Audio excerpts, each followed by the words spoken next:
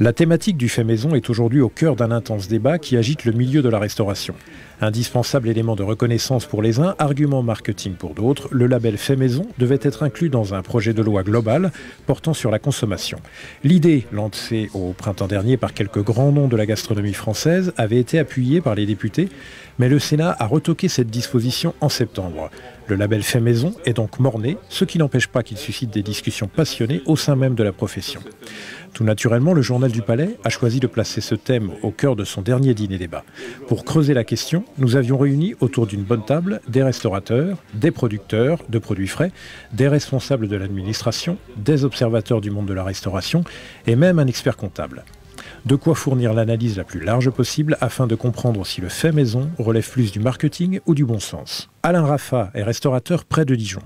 Le fait maison, il le pratique et il est naturellement pour. Oui, bien sûr, je suis pour. J'y suis de plus en plus, puisque moi j'ai toujours fait comme ça. Partout où j'ai travaillé depuis 79 que je suis dans ce métier, ça me paraissait une évidence. Mais à l'heure actuelle, ça a l'air d'être vraiment... on a l'air de sortir d'une autre planète quand on dit non, on l'a fait maison. On voit que les gens nous regardent bizarrement. Ils sont émus, je crois. Donc oui, je le revendique, oui. Nous, on est là depuis une quinzaine d'années, on a la chance d'avoir une bonne partie de la clientèle fidèle et je veux dire, ils le savent. Ou quand ils en parlent à des amis, souvent les gens qui viennent chez nous le savent. Mais quelqu'un qui veut démarrer et qui veut le faire, je pense que c'est plus difficile aujourd'hui. Donc oui, je pense que ça serait important qu'il y ait quelque chose qui soit fait.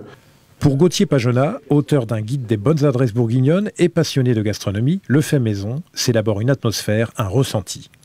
Écoutez, moi je me suis fié un peu à mon pifomètre, vous voyez, c'est-à-dire que quand vous entrez dans une maison, vous voyez que ça sent bon, et qu'en plus vous voyez que le menu il est à 14 €, vous vous dites, ils se donnent quand même du mal, le client ne paye pas bien cher, ils font de la cuisine maison, je peux vous en donner des dizaines, à Couloutre, à Périgny, à Carré-les-Tombes, je veux dire à Vougeot, voilà.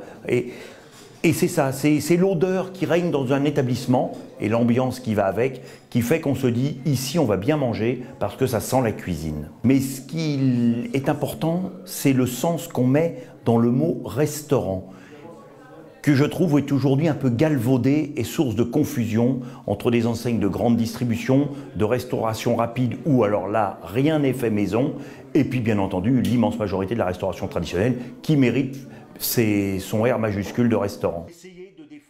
Au-delà de la dimension sensorielle, le fait maison a aussi un impact sur l'économie d'un restaurant, comme le souligne Jean-Luc Thoré, expert comptable au cabinet Capec de Dijon.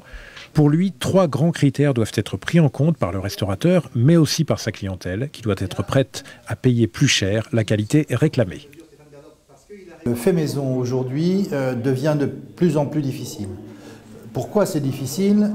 Parce que dans la restauration, dans un schéma type de fonctionnement d'un hôtel, enfin d'un restaurant, figurent 3 grands éléments, dont 2 influent fortement au niveau du fait maison. Le premier, c'est le coût de la matière première, le coût du produit. Le second, c'est l'ensemble des frais de main-d'œuvre pour la mise en œuvre et pour le service de ce produit. Quand nous regardons dans la restauration rapide, l'importance du coût du produit tourne autour de 20%.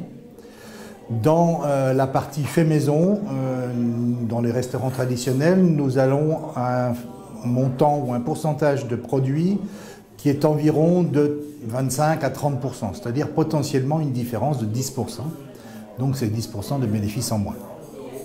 Le deuxième point, c'est la main-d'œuvre, qui est extrêmement importante pour la transformation et pour le service. Et cette main-d'œuvre, on va sur de la restauration rapide, ce coût de main-d'œuvre est compris entre 15 et 20% grand maximum, alors que dans une restauration traditionnelle, le coût de main-d'œuvre est plutôt près de 33-35% que du taux. Donc là encore, nous avons à peu près 15% de différence.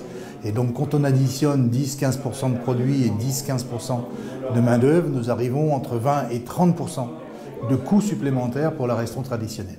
Et donc il faut que le restaurateur traduise dans son prix de vente cette différence si jamais il veut être à égalité de rémunération ou de rentabilité.